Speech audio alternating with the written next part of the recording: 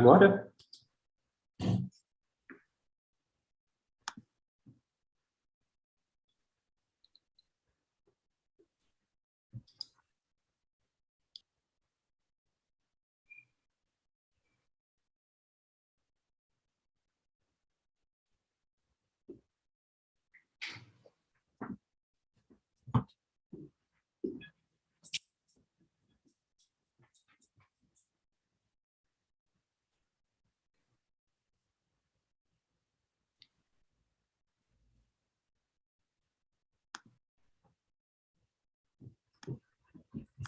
Ok, então, estão me ouvindo? Sim. Isso. Então tá, então vamos começar. Então, é um prazer apresentar aqui o professor Eduardo da Silva Neto, da Universidade de Yale, né? Primeiro, deixa eu falar brevemente sobre o currículo do professor. Eduardo Silva Neto fez bacharelado em Física e Matemática na Amherst College, nos Estados Unidos. Em seguida, ele fez um mestrado em Física na Universidade de Princeton e depois ele fez um doutorado em Física também na Universidade de Princeton. O orientador dele foi o Aryadine. Em seguida, Eduardo Silva Neto, ele fez um pós-doc na Universidade de British Columbia, no Canadá, né, no Quantum Matter Institute, e logo em seguida ele virou professor do Departamento de Física da Universidade de Califórnia, em Davis. Tá?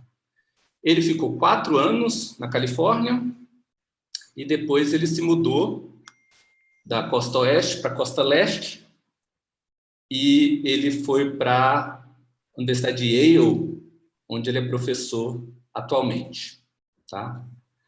O professor Eduardo Silva Neto, ele trabalha com várias técnicas experimentais importantes em física de materiais, como STM, né, microscopia de tunelamento por varredura, RIGS, ou seja, espalhamento de raio-x inelástico, ressonante, e também ARPS, que são experimentos de espectroscopia de fotoemissão resolvida no ângulo.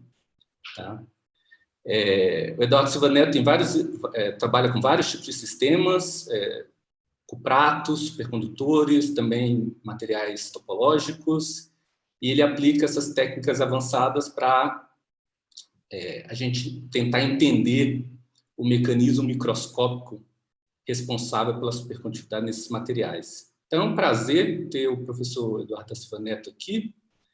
E, Eduardo, pode apresentar. Muito obrigado. Ok. Obrigado, Herman. Obrigado pela introdução. Eu imagino que vocês possam me ouvir.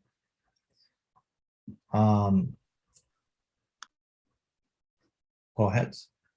Meu áudio está ok? Ok, perfeito. A apresentação vai ser em inglês. Como o Herman mencionou, eu fiz a minha formação superior em física, etc., nos Estados Unidos. Então, todos esses termos de física e tal estão na minha cabeça em inglês. Se eu tivesse que fazer essa apresentação em português, seria um pouco complicada. Então, eu agradeço o entendimento. Eu vou, então, começar agora a falar em inglês. Embora, se tiverem perguntas no final em português, obviamente, eu vou entendê-las.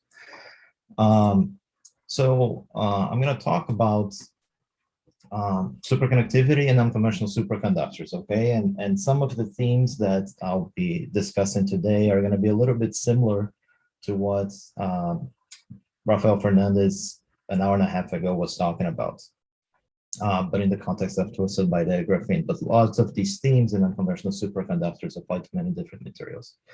And then I'm going to focus on this paradigm of broken symmetry states, other broken symmetry states other than superconductivity, how they relate to superconductivity, and how this is a research line in which you think about those broken symmetries to try to understand the superconductivity.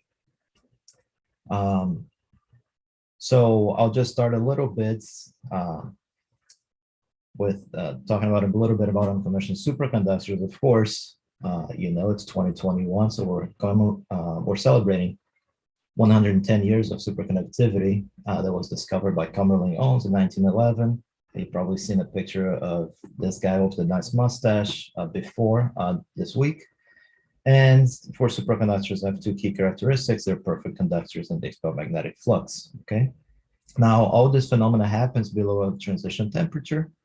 And so now if I make a plot of discovery of several superconductors as a function of the year of their discovery and plotting the y-axis their critical transition temperature, you can see here, for example, in blue, the discovery of the iron arsenics, the iron-based superconductors with TCs up to, at that point from this graph, a little bit after 2010, 56 Kelvin or so on. This is a plot from 6 years ago.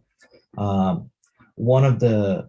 other superconductors that have lower TCs, like these in the green line here representing the heavy fermion superconductors. Of course, perhaps the most well-known are the cuprates, the copper oxide materials, and you can see that these guys, of course, have always caught the attention of our community and physicists in general due to their very high TC, okay? So, and many of these in the plots here are what I would call unconventional superconductors, okay? Now, just to, I always find this a little bit interesting. If you look at a year after the discovery of the cuprates, Time magazine was already very excited about it. So this is a famous Time magazine cover from 1987, talking about the superconductivity revolution, the idea being that if we now discovered superconductors with such high TCs as 150 Kelvin, perhaps you get a room temperature superconductor at some point, right? And then I guess they had in mind that would be running around in electric cars, and maybe that hasn't happened yet. But it's nevertheless, from the technological perspective, superconductivity is something that everyone's very interested in.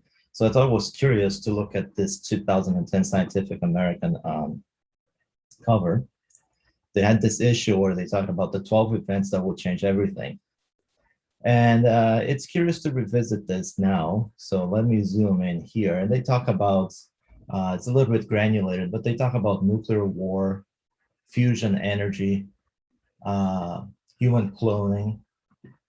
Interestingly, they talk about you can hardly read this, but this line here is a deadly pandemic, and I guess we're all very aware of how these things can change the world. But still, the idea that an everyday superconductor, or room temperature superconductor, if synthesized or discovered, will really change how we can have technology and energy efficiency. Okay, now, aside from the technological side, there's a lot of interesting physics. I tend to think of these superconductors, the unconventional superconductors, regardless of their transition temperature, as a very interesting playground to understand symmetry breaking and what I will call intertwined orders. So what I have here on the left is sort of an artistic phase diagram of, you know, roughly speaking, an unconventional superconductor. You have temperature on the y-axis and a tuning parameter, which can be magnetic field or pressure or chemical composition, some way to physically tune the ground states of the system.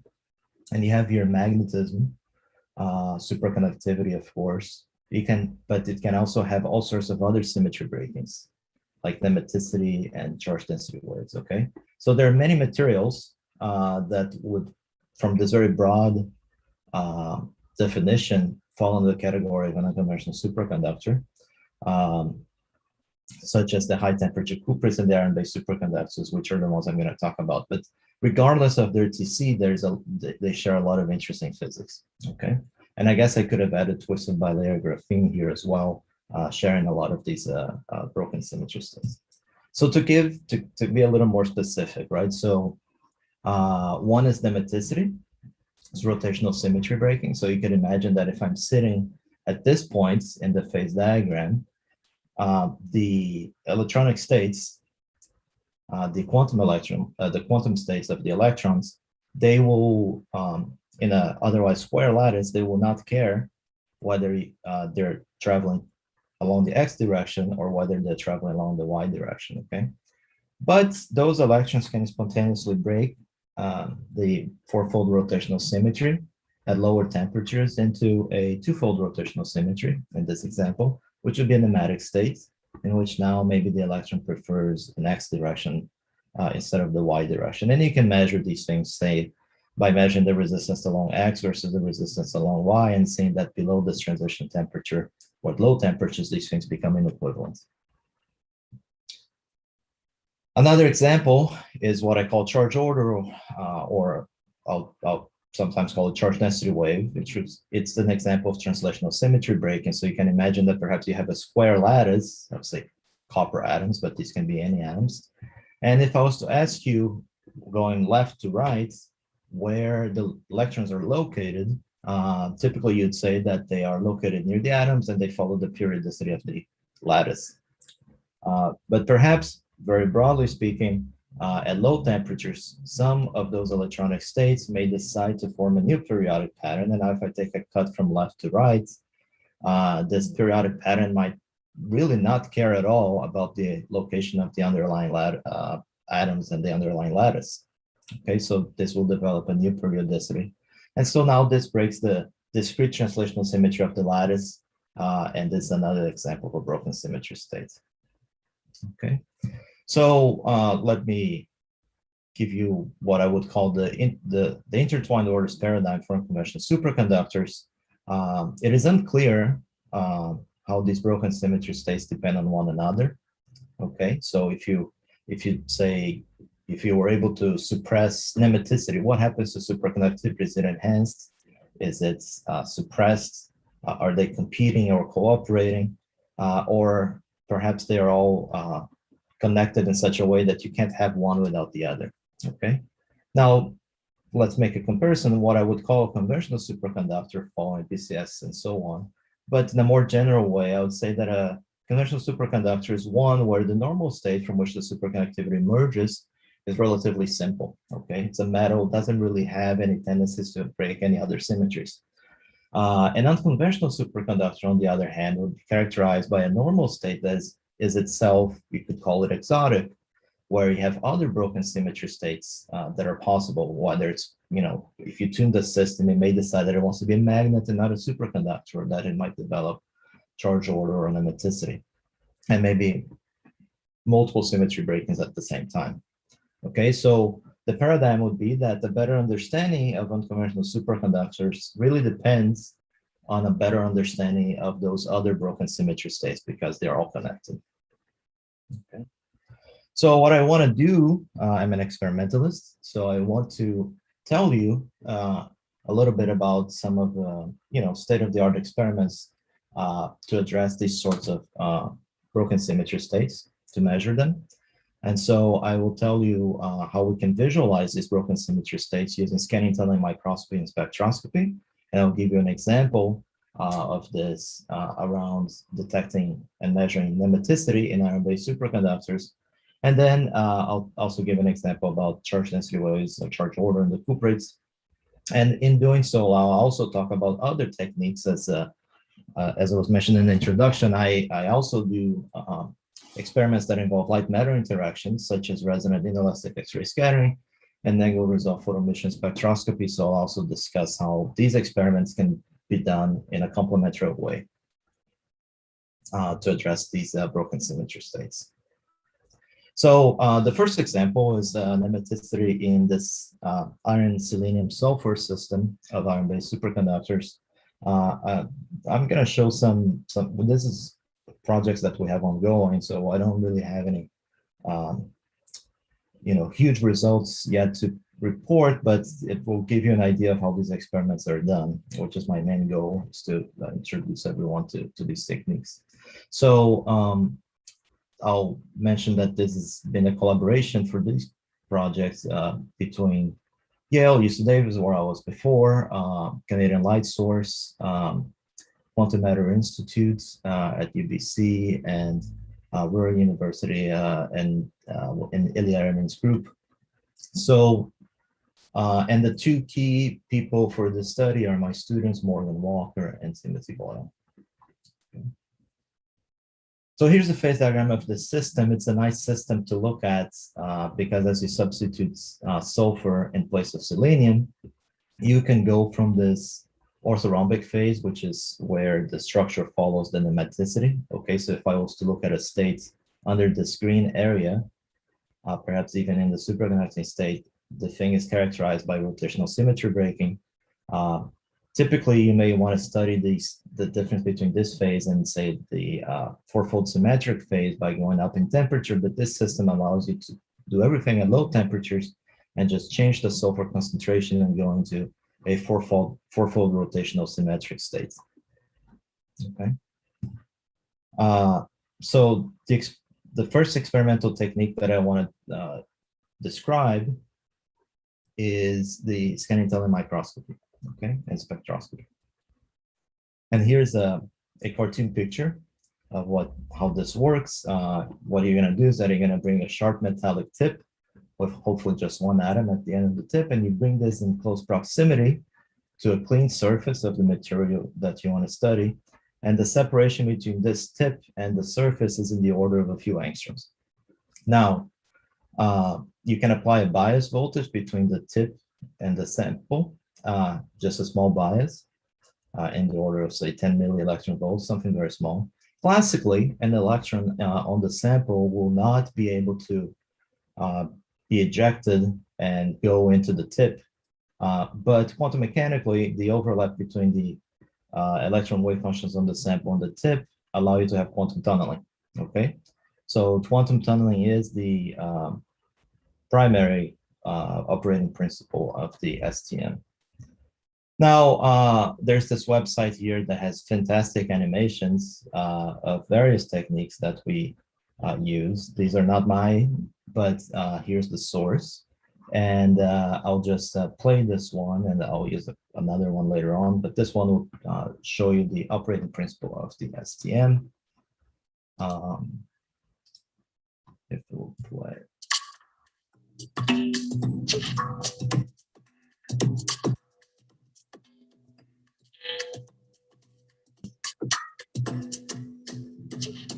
So the idea here is that as you move the tip on top of the different atoms, you can have more tunneling when you're on top of the atom versus when you're in between the atoms. And if you record the current created by this electron tunneling that going through the tip to, say, the ground, you can now form, as you raster the tip over the surface, an image of the atoms. Okay.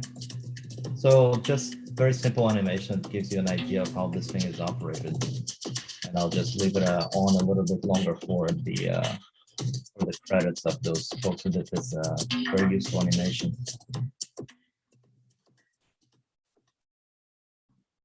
Okay. So that's microscopy. Okay. And so as an example, here is my material of interest, iron selenium, which is this high temperature superconductor. Well, has a superconducting temperature as high as about 11 Kelvin. And if you expose the surface of this crystal structure here, typically you break the links between the selenium atoms. And so when you approach with the STM, you're looking at the selenium lattice from above. Okay. Here's an example of this. You know, the lattice constant here is in the order of about 4 angstroms to give some scale. Yellow is high, so you have an image. This is raw data of what the lattice might look like. Now, microscopy doesn't give as much information as we would like. So typically, what we're more interested in is doing spectroscopy, okay? So here's an image of the differential conductance. So instead of being interested in the current, I'm interested now in the derivative of the current with respect to the bias that I applied between the tip and the sample. And that's the DIDV, or differential conductance. And I can measure this as a function of different voltage. If I measure this, for example, at -4 millielectron volts bias between the sample and the tip, Then I'm measuring an image like this. To give you some scale, this is a 35 by 35 nanometer image. The microscopy image on the same scale would look like this, okay? So the important thing here is that this differential conductance, to a very good approximation, is proportional to the local density of states at different bias voltages. Where here 0 is the Fermi level. If I'm talking about a negative energy, I'm talking about occupied states. If I'm talking about positive energies, I'm talking about unoccupied states, okay? In this image, what you can see here in this black and white image of the DIDV, you have these black dots. These black dots are some defects in the material. They happen in this case to be iron vacancies.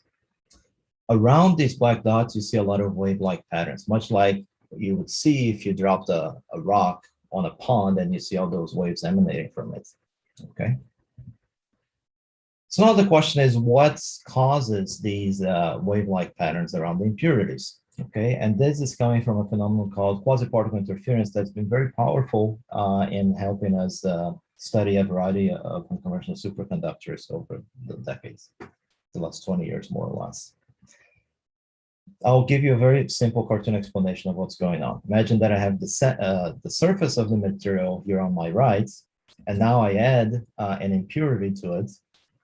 What's going to happen is that that impurity is going to allow a local mixing of different electronic states, okay? So now I can imagine, you know, electrons are waves. Can imagine my incoming electron with momentum Ki, and it can scatter into an electron state of momentum Kf. Now you have these states that can be mixed in the vicinity of this impurity. Okay, we know quantum states are waves and they can interfere, and basic quantum mechanics tells us that if I have two wave-like states, I first need to add their wave functions and then take their modulus squared to get the density of states of electrons. Okay, so if I do this, if I have something that has, you know, looks like more or less like a positive particle, a wave with momentum Ki, and another one with momentum Kf, I'll get something that's going to be proportional to cosine of q dot x, where q now is going to be the difference between these two wave vectors, the Kf and the Ki. Okay, so that's what's going on here in these wave-like patterns. Somehow they're representing the interference of those electronic states. Okay. I can do this, as I said, the IDV at different voltages. So now here, negative energies, this movie is running, and you can see negative energies are going to be occupied states, and positive energies are unoccupied states. So I vary the energy. There are wave-like patterns emanating everywhere from impurities, but you can see that they're very energy dependent, okay? And so now the question is, where does this energy dependence come from? I can take a look. Before I go into that, let me just take a look at one of these wave-like patterns around a single impurity. I can zoom in a lot with the STM. I have sub-angstrom resolution, so I can look at an image very easily that's 8 by 8 nanometers. Here is in the very center an iron vacancy impurity, and now I'm going to run the movie for different energies, and you can see just around one impurity there are all these wave-like patterns. Okay, the movie is running a little slowly, but you can see that the wavelengths are getting a little bit longer as I go up in energy, crossing the Fermi level, going to the unoccupied states, and they have these very interesting shapes. Just to give a better view of what's going on, you can look at this at 3.5 times the speed, and you can see more clearly all these wave-like patterns moving around. Okay, and again, both of these data are actually raw data. In fact, you can see some of the blemishes in the data. Okay, so where does the energy dependence come from? Well, let's think about something simpler like copper. And if I look at the surface of copper 111, I look at surface states there, they pretty much have a parabolic band structure. Okay, so here is the energy versus momentum. Now, I told you that these wave-like patterns depend on the available K states that the electron can scatter to and from. At any given energy, you can take a cut parallel to the KXQY plane at some energy, and that will give you a ring, and that ring dictates what the possible KF and KI are. So let's look at the data on copper. Let's look at plus 80 millivolts, minus 20 millivolts, and minus 120 millielectron volts. Now, you can see that the wave lengths are changing quite obviously from low to high. Typically, I look at this with a Fourier transform. So I can take a Fourier transform of this image and look at it in Fourier transform space. The center is Q equals 0. And then you can see a very clear ring-like pattern. And this ring-like pattern is, of course, when the wavelength in real space is small, this ring becomes large. And this, by looking at this, I can pretty much figure out what the band structure of those surface states in copper are, right? It's just as if I was taking cuts through that band structure.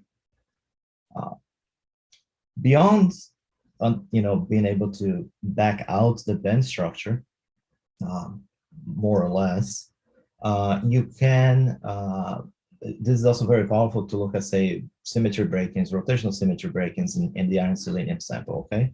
So here's some data my students gave me. What you're seeing here is another one of these density of states movies as a function of energy with wavelengths that are changing. But the new thing here is that you can see this blue line in the center.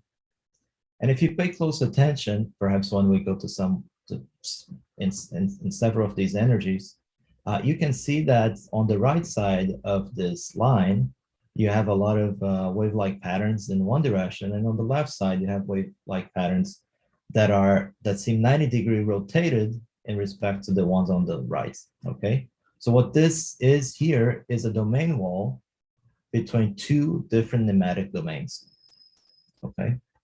And so this already shows you that by looking at these interference patterns, you are probing the rotational symmetry breaking, and you can get interesting information out of it.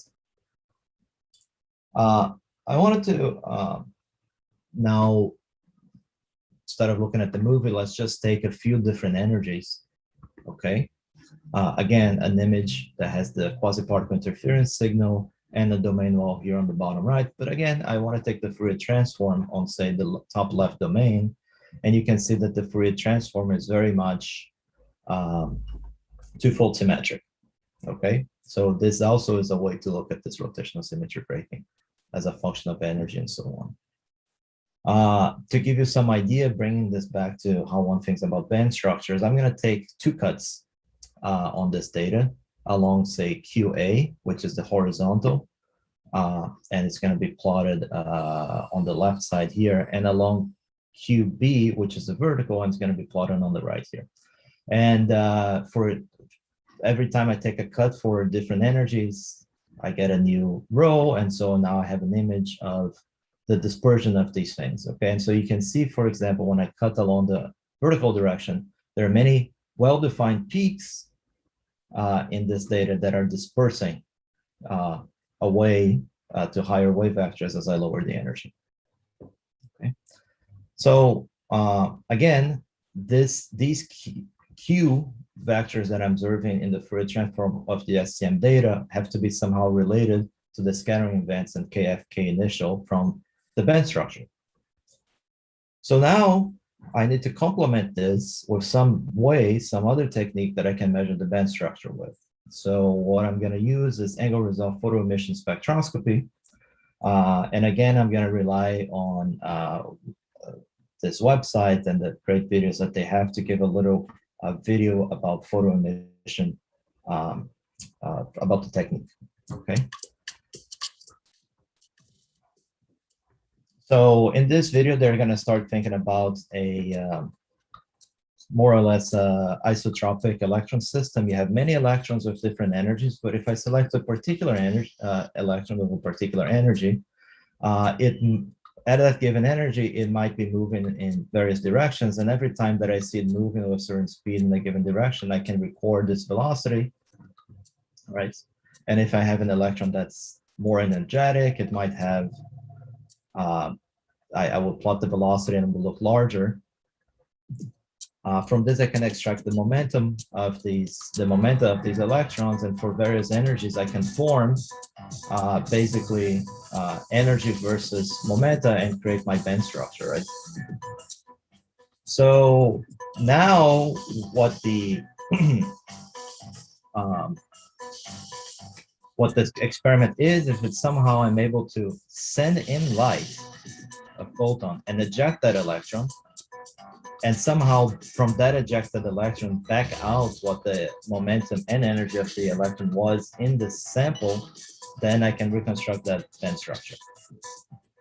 Okay, and of course, for a quasi-free electron system, these things are very isotropic. But if I start to look at a system in an actual honest-to-God lattice that is a little tighter, more tightly bound to the lattice, then these things can be very dependent and isotropic, right? They can have shapes. And so they might have some interesting shapes like the ones that are shown here in the video. I'm not going to continue with the rest of the video, but again, this website's the source and they have great material. Let me look at a cartoon picture of how this experiment actually works. What I have here is a photon source sending typically UV light. Typically sending light below 100 electron volts.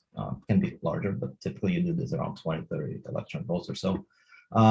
You send light and you're gonna have the photoelectric effect. You're gonna eject an electron.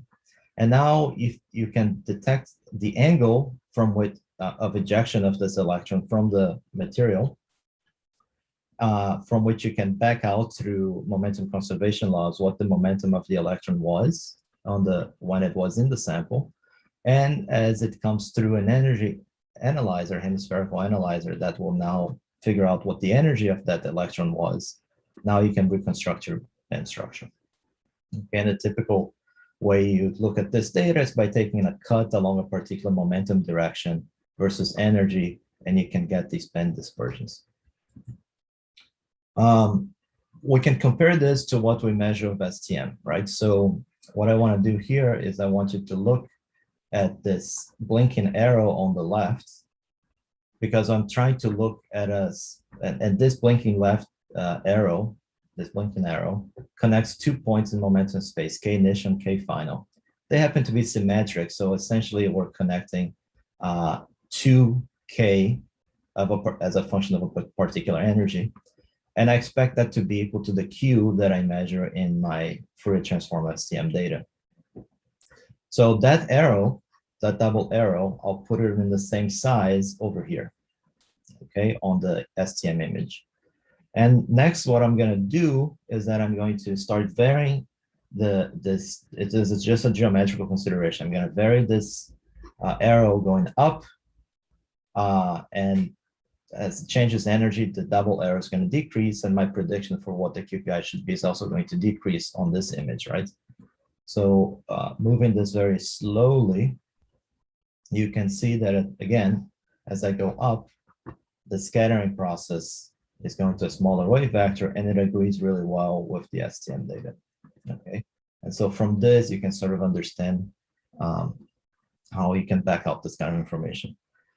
Again, in the context of symmetry breaking, more importantly, the band structure itself is now twofold symmetric, because when I take a cut along the QB or QA direction, I could have called this Y and X, you can see that the band structure and the electron dispersions are very different. Okay, so that's another way in which we can, as a function of energy and looking at the band structure, measure the rotational symmetry breaking as well. And in fact, as I told you, for this nice system, if I go as a function of sulfur concentration here, and I go to this point, 23% sulfur substitution, if I compare the microscopy image, you can see now that it doesn't look like a perfect lattice anymore. It has a few cross-like defects. Those are the sulfur substituting the selenium. But when I take the IDV measurements of the density of states here on the right, you can see that now it doesn't look like the stuff we had on iron selenium. It's much more, well, there's a lot of inhomogeneity here too, but when you take a Fourier transform image, you can see that it forms fourfold symmetric cross-like patterns. So that's another way to that we can study this transition from nematic to non-nematic states, okay? And we're interested in looking at putative quantum critical points and so on here, and there's a lot of work in progress. Let me tie it back to superconductivity now a bit. I've been talking about these images, but a simpler thing that I could have done was to take a spatial average curve that represents the spatially average density of states versus energy, okay? And if I look at iron selenium in the normal or superconducting states, what appears when I go in the superconducting state is the well-known and famous superconducting gap, okay? So the appearance of this gap is telling me about superconductivity, and the difference in energy between these two peaks is 2 deltas, giving me the magnitude of the superconducting over parameter. So experimentally, I can now measure local strength of superconductivity if instead of spatially averaging this, I was looking at in more detail point by point, right? So let's imagine that I was taking on those spatially average density of states curves as a function of magnetic field. This system at 4.2 Kelvin would have HC2 that's around 9 to 10 Tesla. And so as I increase the magnetic field, I suppress the superconducting states. You can see this very clearly over here. Gap goes away. Now, the way in which, you know, some of the introductory talks in this, at the physics week, Semana da Física, have explain how type 2 superconductors, the way in which the superconductivity goes away is by the formation of these normal state vortices. So here's an image of a normal of the density of states at 0 at the Fermi level and at 2 Tesla. And what you can see here is that if I look on the top right or the top left, you see the presence of the vortices. So everywhere where it's red, it's normal states. Everywhere where it's blue, it is a superconducting state.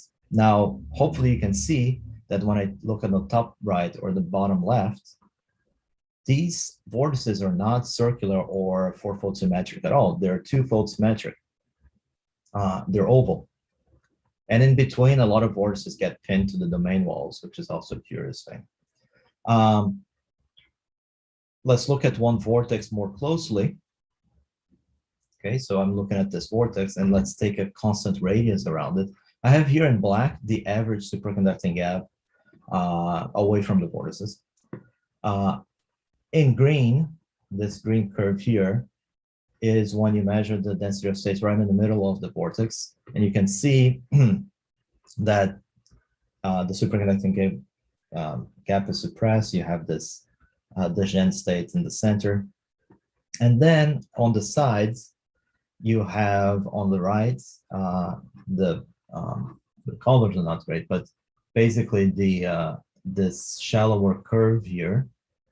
And if I look on the top, you have this other curve. And you can see that they have some kind of superconducting gap structure to them, but they're different, okay? So this tells you, for example, that the superconducting state itself is a nematic state, okay? And that's the one way in which you come back to this paradigm of the intertwined orders. The normal state that's nematic is somehow affecting the superconducting state as well. And so we're trying to see what are the connections between these things. Okay, so that was my example of looking at iron selenium, mostly of STM. Now, and ARPAs. Now what I want to look at the second example of symmetry break-in, which is a case of charge order or charge density waves in the cuprates. Okay, so little reminder of the cuprates, I think it's been discussed this week already, but here's a phase diagram of a hole doped cuprate. Then you have here, as a function of hole doping, when you start to dope holes into the system, you can go from an antiferromagnetic ground state into a superconducting state. These things have complicated crystal structures. Here's bisco 2212 with copper oxide planes that are sandwiched between other things, and you can have different families of cuprate materials. But I'm mostly interested in talking about this bismuth family, bisco 2212. All the interesting electronic states are coming from the copper-oxygen plane. They're dictating the electronic properties from the hybridization of oxygen 2p and copper 3dx squared minus y squared orbitals. At low doping, again, this is an antiferromagnet. The question is, once I start to suppress this antiferromagnetic state, how do I achieve superconductivity? Also, in this so-called pseudogap phase, there are a variety of different claims for different broken symmetry states like nematicity or charge density waves. So I'm curious, my curiosity is on the charge density waves. Okay, again, I'm very broadly talking about something where some of the low energy electronic states near the Fermi level at low temperatures are going to decide to form their own periodic structures. Okay. In real space, I have to connect real space momentum space and just remind you again, similar to what we were doing for the QPI. In real space, if I have something that has a periodicity that's every 4 lattice constants, I can now think of this in reciprocal lattice units. So typically, if something has a periodicity of 4 times the lattice, it has a wave vector in reciprocal lattice units of 1/4, 0.25, and that's the location of these peaks here. Okay, just to connect to momentum space. And these kinds of structures here on the left, you can measure pretty much with any scattering technique like neutrons, X-rays, and so on. It was in 1995 that Tranquada and collaborators used neutron scattering to detect these peaks in Atlantic-based cuprates. And to connect again to superconductivity, it was found, and this is a more modern plot, but it was found around that same time that if you have specific substitutions on these materials, say neodymium, you can have a phase diagram now where the location where the charge order is strongest also coincides with a total suppression of superconductivity. Okay, and this shows you that, again, an example of how you need to care about these broken symmetry states in this case, because it appears to be very detrimental to superconductivity when this charge density wave forms, and so they're competing. Looking with STM, let me make a comparison here again, looking at microscopy. So here's a topograph, which is the microscopy image of the surface of visco 2212. It has little dots, which are atoms, and it has a structural distortion that creates these zigzag structures. There's a 25 by 25 nanometer image. Now let me take a look at this. Now looking at the density of states at 25 millielectron volts from the DIDV measurements above the Fermi level. What you can see here is that superimposed to those atoms, you also have another structure that shows up, a checkerboard-like structure, similar, following like this little square plaquettes here that was blinking just now. And that is some kind of checkerboard order that's actually the charge density wave order in this bismuth-based cuprates. Take the Fourier transform back. You can see here Q equals 0 is in the center, and you have the charge density wave peaks on the corners. I will focus along a particular direction and take cuts like I did before. Now my cuts are from 0, they're not symmetric around 0, but you can follow here from 0 to some wave vector. And you can see that if I take a sample that has a TC of 91 Kelvin and I measure 30 Kelvin, so deep in the superconducting states, I'm going to have this peaks that are dispersing in energy. They're QPI, but they're more than just QPI. Because they're particle symmetric, they're actually QPI coming from Bogoliubov-Degen's superconducting states, okay? So the fact that they're symmetric is telling you they're related to superconductivity. If this was a normal state, this would just keep going. Okay, just take from me that this is a signature of superconductivity, the particle symmetric QPI. Now, if I look at a sample, same temperature, but now it has a TC of 15 Kelvin, instead of having that nice particle symmetric QPI, what I have instead is an energy independent Q that could be related to the charge ordered state, okay? QPI is known to depend on energy. Something that doesn't move in energy likely is not from QPI. So instead of arguing too much with STM community about it, one can ask the question, well, can we detect this thing, this wave vector, in a classical experiments doing, say, X-ray scattering? And to do this, we take some guidance from the STM work, where the charge over peak, we now know that that thing we're looking at here is only in between 0 and 50 milli-electron volts. So they're near the Fermi level, just above the Fermi level. So typically, if you're going to use an X-ray scattering experiment to detect these kinds of things, you go to some hard X-rays sources using 10 to 100 kilo electron volt energies, okay? And when you do that, your scattering cross-section is going to be very sensitive to all the electrons in the system. Since most of the electrons in your system are close to the nucleus of your atoms, this becomes a great probe for structure.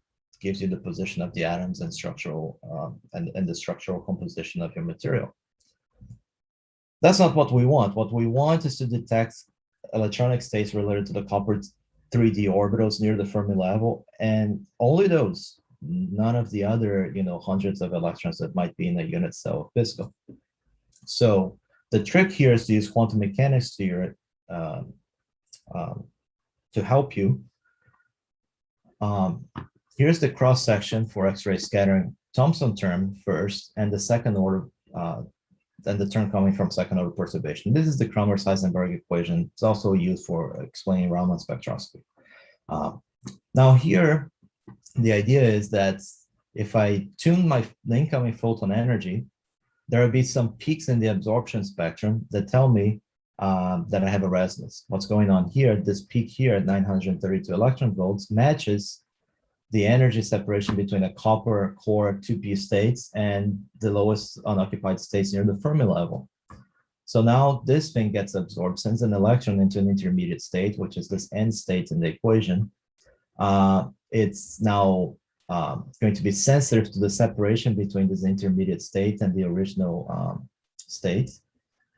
And this thing will decay and it will emit a photon, and now I can collect this and do a photon in, photon out experiments and be able to probe Q space. Now this, because of the resonance, is element specific, orbital specific. I'm just looking at those states that we care about, okay? Sensitive to the intermediate states near the Fermi energy. There are different levels of sophistication, but I'm not going to go too much in detail yet. Only to say that the simplest experiment is the energy integrated experiment. Okay, incoming beam, scattered beam, finite area detector. I don't know if the photon I detect lost energy or not. I'm just detecting all of them. So I'm integrating over static and dynamic signals. Okay. In any case, I can do this experiment here on the left at 300 Kelvin and at 10 Kelvin. Okay. And you can see as a function of momentum, and you can see that this there's only a very tiny difference between 10 Kelvin and 300 Kelvin, okay? There's a small difference in the order of 1% of the total signal. Still, you can subtract the two data and you find that there is indeed a peak that develops a low temperature, and this peak exists at the same place where the STM peak in Q space exists. So now we have two techniques confirming the existence of this charge density wave and BISCO 2212. This was work that we published several years ago. So going back to superconductivity, how do we learn something about the relationship between charge order and superconductivity? We now know that if I look at this data at high temperature, TC 75 Kelvin, I'm just above TC, this signal that's energy independent and particle hole asymmetric is related to the charge density wave. And we know that if I look at the very low temperature, I have a signal that's particle symmetric, and it is, the dashed line is the Fermi level, and it is related to superconductivity. So you can see how the symmetry of the states around the Fermi level goes from asymmetric to symmetric, which tells me that there is a competition. Charge density wave is strong, but once you go below TC, superconductivity eventually wins, and you'll see almost no particle hole asymmetry. Okay, so again, competition between these two states. So that's another example of how you can see this kind of relationship. I only have a few slides, a couple slides left. I wanted to give more of a general sort of tour de force to the different experimental techniques. I'll just mention our most recent published work, which was in early 2021, January 2021, in Nature Communications, studying, again, this phenomenon of charge order resin X-ray scattering. Slightly more sophisticated experiment than what I showed before. We're actually doing a resonant inelastic X-ray scattering experiment, where now we take the photon that's scattered, we put it through a spectrometer, which to my very simple approximation is a prism. And as it goes through, photons of different energies come out, and now you can image whether the scattered photon lost energy or not. And if it lost energy, it means that it's left a state in the system, right? So now this resonance cross-section is basically sensitive to everything, and I can measure phonons, magnons, charge transfers, and orbital excitations in my system. I'm not going to go into details because of time, but the result was the following. I'll just give the highlights. First, the experiment was that we mapped the correlations along the full QX-QY plane, okay? And in addition to something that was already known, the presence of peaks when you take cuts along the horizontal and the vertical, we found that there's a continuum of charge order correlations that form this quasi-circular spectrum. And it turns out that a lot of this stuff is dynamic signals, okay? So I'll get to that in a second. For that, the presence of this circle itself allowed us to have an interesting interpretation of this data, which is that because of a combination of short Coulomb interactions between electrons being screened and long Coulomb interactions between electrons being pretty much unaware of the local physics, you can, in principle, just, very simply modify the short range stuff and create an effective screen non-monatomic Coulomb interaction of a minimum somewhere, okay? And this minimum, once you Fourier transform from real space to momentum space, and there's a lot of theory behind it and calculations that we present in this paper, indicates that a possible interpretation of this data here is the presence of effective non-monatomic Coulomb interaction between electrons, okay? With implications that is the origin of the charge density wave and maybe related to superconductivity. One last point on this, just to give you a little flavor of why this is unusual. Typically, when you think about some ordered states with particular wave vectors, it could be magnetism or charge or whatever, when you go from elastic to inelastic, what you expect is as you go to dynamic channels, dynamic energies, those peaks just get diffuse scattering peaks. What's happening here is quite different. It appears that might be the case is that once you melt the static order, you go from the elastic to the inelastic channel, you're not forming diffuse peaks, you're actually forming a ring. And this is actually something that Fernandes, who gave the previous talk, taught me about, that this might be consistent with the kind of phenomenology proposed by Brzozowski in this 1975 theory paper, and that might have a wide applicability to other systems. Okay, so I don't have any particular findings. I was hoping to give you a bird's eye view of a lot of experiments that we can do in unconventional superconductors, following this paradigm of intertwined orders, how we can use STM, photo emission, X-ray scattering to sort of detect various kinds of symmetry breaking states. So I think with that, I'll take any questions. Thank you. And I encourage any students to ask questions. Muito obrigado, Eduardo, pela ótima palestra. Eu queria pedir para as pessoas desativarem, ligarem o som para agradecer a palestra do professor primeiro. A complicação do Zoom. Ok, então, perguntas? Eu tenho uma pergunta. Uhum.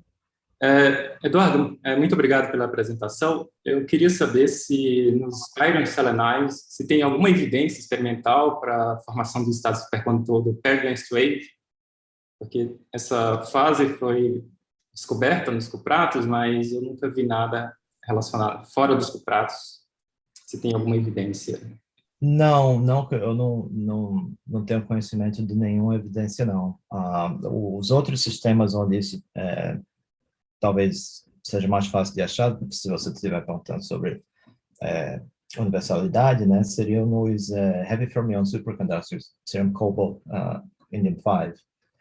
Aqueles, eles têm alguma evidência dessa Q-phase que pode ser relacionada com paired density wave. Eu também vi que tem um artigo que foi publicado recentemente, eu não lembro exatamente qual foi o grupo, de paired density wave em niobium diselenide, que também tem short density wave. Então, é uma técnica que STM é bem apropriada para detectar essas coisas e está sendo cada vez mais usada para tentar achar essas fases.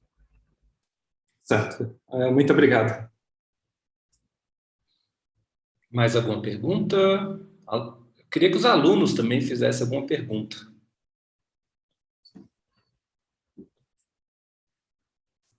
Ninguém? Eu tenho algumas perguntas. Eduardo, quando você falou primeiro sobre iron selenide, e você mostrou evidência de uma fase supercondutora nemática. Essa fase supercondutora nemática é a mesma coisa de orbital selective, Cooper pairing? É o pareamento de Cooper seletivo, totalmente? Não, eu acho que essa ideia de orbital selective é um pouco mais tem um pouco mais do que só isso. O orbital selective é um caso em que você tem as bandas, né? Porque eu vou falar em inglês agora. Iron has different because of its valence, it has a variety, 5 bands near the Fermi level of different orbital characters, right? Different d orbital characters, dxy, dyz, etc., etc. So those different bands, the idea now of orbital selectivity is that perhaps there's some physics that exists only in some of those flatter bands and not in the others. Okay, so it could be, for example, orbital selective strong correlations on just some of the bands, but not on the others, right? Because otherwise you would say this thing has a large bandwidth, and therefore you shouldn't expect strong correlations. And likewise, you can ask the question, what are the correlations that take you to superconductivity? And it might be that, despite the fact that you have multiple bands occurring, overlapping in energy, near the Fermi level, the Cooper pairs are only going to be formed by electrons in some particular bands of specific orbital characters. And now you can ask the question whether those Cooper pairs are forming between bands that are nematic, that are affected by the nematicity, or bands that are not affected by the nematicity. And then, therefore, I think the results have been from Seamus's group that these things seem to be connected. So it's a little more complicated, but along that same vein. Ok. Mais alguma pergunta, gente?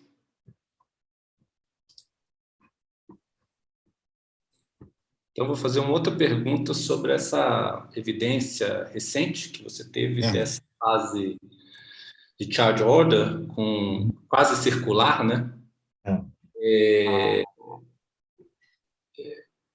Por que essa fase não foi observada anteriormente? Porque antes ele só observava na direção QX e QY, né? E agora você está observando num círculo inteiro. Antes, trabalhos teóricos que dizia que a fase ordenada de carga deveria ser na diagonal. E o engraçado é que agora você também tem uma diagonal. Na verdade, você tem todas as direções, né? Exato, eu posso satisfazer qualquer pessoa. Qualquer um. Então, por que você vê essa fase e os outros não conseguiram ver essa fase? Não, você pode ver, por exemplo, aqui, esse sinal é um sinal em que a gente rejeita, aqui na direita, né? Peraí, aqui, pronto. Esse sinal aqui na direita é um sinal que a gente rejeita uma grande quantidade dos fótons que perderam energia. Tudo que é relacionado a DD excitations, etc., são removidos. Então, esse foi um experimento RIX. Quando você olha num experimento Energy Integrated, tipo esse, você vê que o sinal na direção X ou Y já é muito pequeno. Então, fazendo esse experimento sem poder separar o canal elástico e inelástico, você não vai conseguir detectar, é muito pequeno o sinal. Mas fazendo um experimento diferente, a gente pode observar isso. E realmente bom, essa é a explicação. Se esse sinal aqui, preto, já era fraco, você imagina o sinal a 45 graus muito pequeno. Então, a gente tem que fazer um ligeiramente diferente tipo de experimento. Entendi. Ok. Mais alguma pergunta, gente? Sim, nesse caso, já que essa fase tem o vetor apontaria em qualquer direção, seria similar a um XY nematicity, nesse caso? Pode ser relacionado, né? Porque quando você olha porque isso aqui é tudo short range, né? Então, você tem domínios bem pequenos. Então, você pode imaginar que um little patch de stripe order pode rodar, ele vai de um estado... a princípio, ele poderia se formar em qualquer direção. É claro que aí você entra com o lattice, e aí você tem que escolher uma direção X ou a direção diagonal. Mas você pode criar um glass state que, on average, você vai ter uma direção em preferência da outra. A princípio, um material diferente, ou talvez aplicando strain ou alguma coisa, ao invés de formar picos aqui, você formaria esses picos na diagonal, por exemplo. Ok. Se esses picos são local stripes, você pode também formar nematicity numa dessas direções.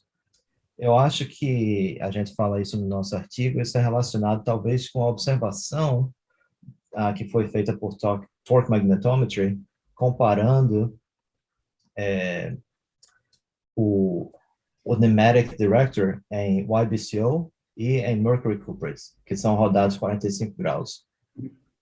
Nessa fenomenologia que eu apresentei aqui rapidamente, seria essa presença de charge order correlations em qualquer direção seria consistent com isso. Obrigado. Gente, mais alguma pergunta? Herman, eu tenho uma pergunta. Pode fazer, Andres. Boa tarde, Eduardo. Obrigado pela palestra. Tarde. Eu estou bastante curioso aqui. Eu não sou da área de supercondutividade, mas teve um experimento que você fez que me deixou curioso quando você mostrou pela parede de domínio. E você comentou que tem uma parede de domínio aqui. E você mostrou que os vórtices se acumulam ao longo da parede de domínio. Se eu entendi corretamente. Exato.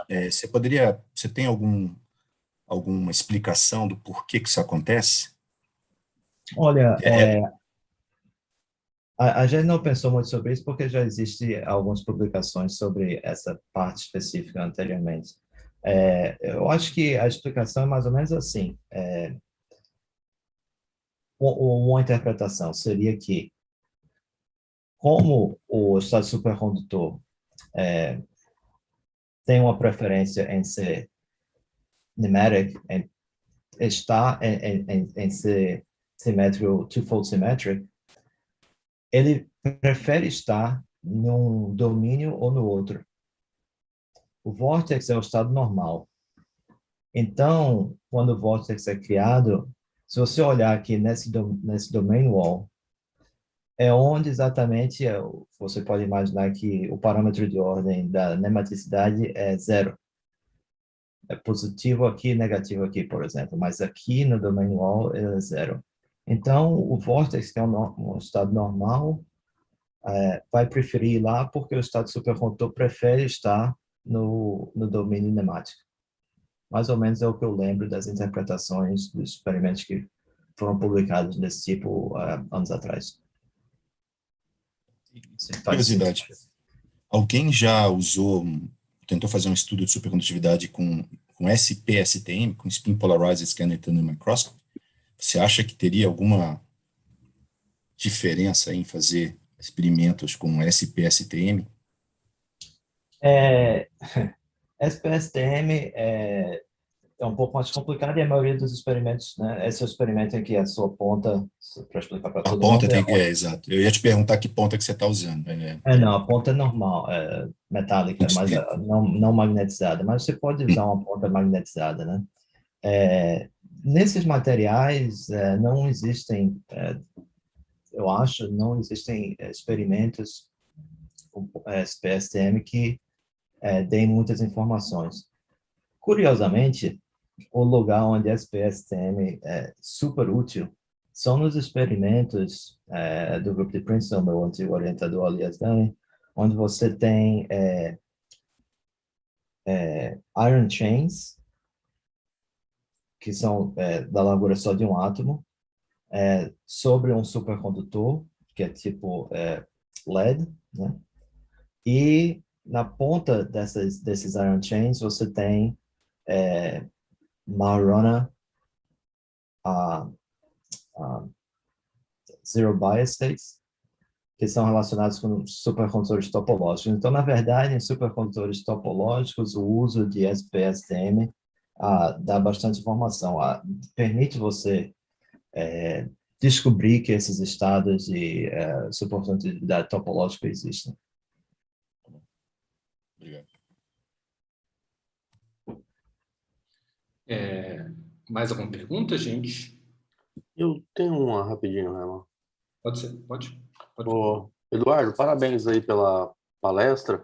É só questão de curiosidade geral, você mencionou um pouco sobre o ARPS, e eu queria saber o seguinte, você pode aplicar ARPS para qualquer material e comentar um pouco mais sobre as limitações da técnica, por favor? Não, a limitação do ARPS é que você precisa, tem algumas limitações. Uma é que geral, que que você só acessa os estados ocupados, né? Em questão de aplicabilidade em materiais, você precisa ter uma superfície que seja, que você possa acessar, que seja limpa, né? Então, materiais que você pode fazer cleaving, ou materiais que você pode limpar dentro de um environment de ultra high vacuum. Então, às vezes você tem materiais que quando isso não é possível, ou é difícil, ou materiais que são muito desordenados, né? Porque, embora agora tem muita gente fazendo nano-ARPAs, onde você pode olhar, fazer o ARPAs na amostra só em domínios de aproximadamente 50 nanômetros. E outro problema é quando você tem um material isolante. Quando você tem um insulator, quando você está fazendo photo emission process, quando você está injetando os elétrons, por causa do material ser isolante, a amostra está colada num pedaço de metal, esses elétrons vindo do metal não conseguem ir até a superfície do material. Então, esse é outro problema. Então, mas muito mais hoje em dia do que antigamente, muita gente tem conseguido vários truques, né, para conseguir fazer photo emission dos materiais. Em alguns casos não é muito possível, mas se você estiver olhando em metais ou bad metals ou superconductors, em geral é possível. Se você tiver alguma perturbação externa, por exemplo, sei lá, pressão, campo magnético, ainda assim é possível também? Não. Campo magnético é problemático, né? Porque quando você tem um elétron sendo ejetado e ele estiver num campo magnético, vai ser difícil você determinar qual é o ângulo pelo qual ele está saindo e a energia dele. O campo magnético vai criar problemas. Embora essa é a versão da resposta de 10 anos atrás, campo magnético com ARPAs não pode. Mas algumas pessoas têm tentado com campos magnéticos bem pequenos, colocando a amostra em cima de um imãzinho e aplicando um pouco de campo, e realmente, às vezes, não afeta tão substancialmente. Mas, em geral, com campo magnético é difícil. Pressão é difícil também porque se você tiver o material dentro de uma cápsula de pressão, por exemplo, você vai limitar o acesso do fóton para dentro do material, né? Para acessar o material. A não ser que você esteja fazendo alguma coisa como pressão uniaxial pressure, onde você esteja a superfície do material exposta. Isso aí é feito em iron-based superconductors. E, bom, tem variedades e variedades, mas mais ou menos está sempre ficando mais acessível, mas tem algumas dificuldades. Ok, obrigado e parabéns aí de novo pela excelente palestra aí. Obrigado. Obrigado. Mais alguma pergunta, gente?